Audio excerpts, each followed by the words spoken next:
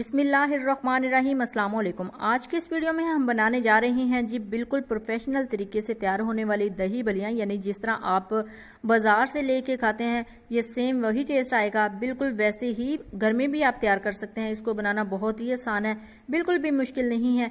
तो चलते हैं जी तैयारी की तरफ। तो इसके लिए कुछ टिप्स एंड ट्रिक्स हैं। सबसे पहले आपने उनको फॉलो करना है ताकि आपका भी सेम वही टेस्ट आए जिस तरह के आप बाजार से लेकर खाते हैं। चलते हैं जी तैयारी की तरफ। तो उसके लिए जो जो इंग्रेडिएंट चाहिए सबसे पहले आप वो नोट कर लें। सबसे पहले मैंने यहाँ पे ली हैं पकौड़ियाँ, यानी इनको भलियाँ भी कहते हैं। इनको 10 मिनट के लिए ठंडे पानी में भिगो के रखा था, तो ये बिल्कुल परफेक्टली तैयार हो चुकी हैं। इसके अलावा इसके अंदर जाएगी जी दही, इसको भी मैंने फेंट के रखा हुआ है। आधा किलो दही मैंने ली है यहाँ पे, और 1 पाव चने, इनको रात को भिगो के रखा था, यानी ओवरनाइट इसको भिगो के रखा था और सुबह बॉयल कर लिया है। और ये देखें कितने अच्छे तरीके से ये बॉयल हो चुके हैं। इसके अलावा यहाँ पे प्याज और बंद गोभी को बारीक स्लाइस कटिंग कर लिया है, और आलू लिए हैं उनको बॉईल करके चॉप कटिंग कर लिया है। चाट मसाला है, ये स्पेशल चाट मसाला, इसकी रेसिपी पहले भी मैं यहाँ पे अपलोड कर चुकी हूँ, उसका लिंक आपको डिस्क्रिप्शन बॉक्स में मिल जाएगा। पापड़ी है, और इमली और आलू बुखारे की चटनी है, और ग्रीन चटनी है। चलते हैं जी तैयारी की तरफ। किस तरह आपने इसको बनाना है यानी तैयार करना है। तो इसके लिए मैंने यहाँ पे ले लिया एक बाउल। इसके अंदर आप सबसे पहले जाएगी जी पकौड़ियाँ। बिस्मिल्लाहिर्रहमानिर्रहीम। ये पकौड़ियाँ आप देख लें बिल्कुल रेडी हैं, यानी इसको मैंने 10 मिनट पहले भिगो के रखा था, तो ये बिल्कुल परफेक्टली तैयार हो चुकी हैं। ये सबसे पहले इसकी लेयर लगाएंगे। पकौड़ियों की लेयर लगाने के बाद जो सेकंड लेयर की बारी आ रही है, तो सेकंड लेयर हम लगाएंगे आलूओं की। आलूओं को बॉईल करके इसकी डाइस कटिंग कर लिया है। आप भी इस तरह की कटिंग कीजिएगा तो इसकी जो लुक है, आपकी जो रेसिपी की लुक है, वो बिल्कुल प्रोफेशनल लगेगी। बिस्मिल्लाहिर्रहमानिर्रहीम। आप जाएंगे जी इसके ऊपर चने आप अपनी मर्जी के मुताबिक जितना चाहे ऐड करना उतना आप ऐड कर सकते हैं। मुझे ज़्यादा पसंद है तो इस वजह से मैंने थोड़े से ज़्यादा ही इनको बॉईल कर लिया था। बिस्मिल्लाहिर्रहमानिर्रहीम। नेक्स्ट जो लेयर है ये प्याज की है। ये देखें, इनको भी मैंने आधे घंटे के लिए ठंडे पानी में भिगो के रखा था ताकि इसकी जो कड़वाहट है वो ख़त्म हो जाए। और इसके अंदर जो है बंद गोभी भी है, उसको भी ऐसे ही स्लाइस बारीक कटिंग कर लिया था। देखिए कितना खूबसूरत ऊपर जो लेयर है वो आई है। बिस्मिल्लाहिर्रहमानिर्रहीम। अब जाएगी जी दही की एक लेयर, यानी दही की भी एक लेयर ऊपर लगा देनी है। इसको मैंने फेंट के रख लिया था। अब नेक्स्ट जो इसके ऊपर हमने स्प्रिंकल करना है चाट मसाला। बिस्मिल्लाहिर्रहमानिर्रहीम। ये स्पेशल चाट मसाला है, इसकी रेसिपी बहुत अच्छी जो है वो पहले ही मैं अपलोड कर चुकी हूँ, उसका फीडबैक भी बहुत अच्छा आया था। उसका लिंक मैं डिस्क्रिप्शन बॉक्स में डाल दूंगी, आप उधर से देख लीजिएगा। बिस्मिल्लाहिर्रहमानिर्रहीम। उसके बाद जी आलू बुखारे की चटनी और इमली की चटनी है, इसको मैंने भिगो के रख लिया था और इसको ग्राइंड कर लिया था। देखिए कितनी अच्छी इसकी लुक आ रही है। अल्हम्दुलिल्लाह अल्हम्दुलिल्लाह, बिल्कुल प्रोफेशनल। अपनी मर्जी के मुताबिक आप ऊपर डाल सकते हैं।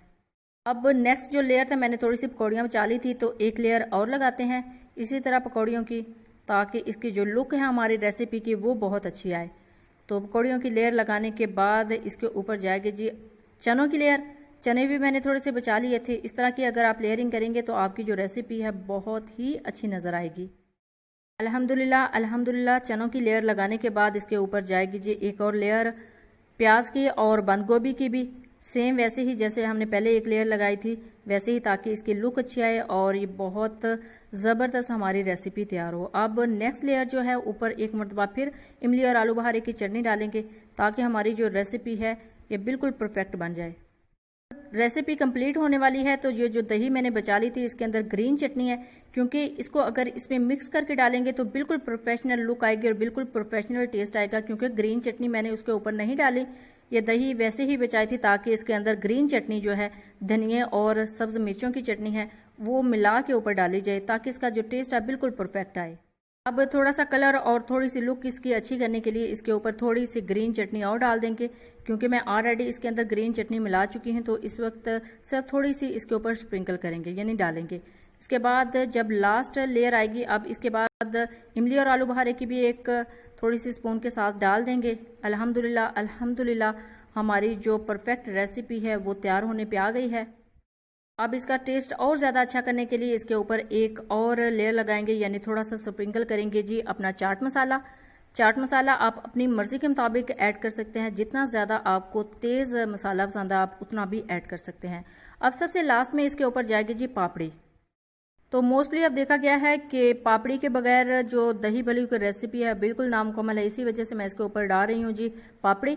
इसकी रेसिपी का लिंक आपको डिस्क्रिप्शन बॉक्स में से मिल जाएगा, आप इजीली वहां से ये रेसिपी देख के बना सकते हैं। अल्हम्दुलिल्लाह अल्हम्दुलिल्लाह हमारी जो दही बल्ली की रेसिपी है बिल्कुल मुकम्मल हो चुकी है, बिल्कुल परफेक्ट तैयार हो चुकी है। लेकिन जब आप इसको सर्व करेंगे मेहमानों के सामने या फिर आप इसको डाइनिंग टेबल पे लगाएंगे, लेकिन जब मेहमान इसको लेने लगेंगे तो उसके लिए आपको इसको अच्छे तरीके से मिक्स करना पड़ेगा। तो कैसे मिक्स करना है, चलते हैं जी मिक्सिंग की तरफ। तो बिस्मिल्लाहिर्रहमानिर्रहीम, ऐसे आपने चमचों की मदद से इसको अच्छे से सारी चीज़ों को मिक्स करना है ताकि इक्वली सारा जो टेस्ट है वो सारा का सारा बिल्कुल प्रोफेशनल आ सके आपकी रेसिपी में। देखिए अल्हम्दुलिल्लाह अल्हम्दुलिल्लाह हमारी जो दही बल्ली की लुक है बिल्कुल प्रोफेशनल आई है, जैसे आप बाजार से लेकर खाते हैं। तो चलते हैं जी आप इसको सर्व करने की तरफ। तो आपने एक सर्विंग डिश लेनी है, ऐसे मेहमानों को निकाल के इसको एक डिश में डाल के सर्व करना है। देखिए इसमें ज़्यादा इंग्रेडिएंट्स भी नहीं डाले तो ये बिल्कुल परफेक्ट तैयार हो गई है। अल्हम्दुलिल्लाह अल्हम्दुलिल्लाह हमारी जो रेसिपी है बिल्कुल परफेक्टली तैयार हो चुकी है।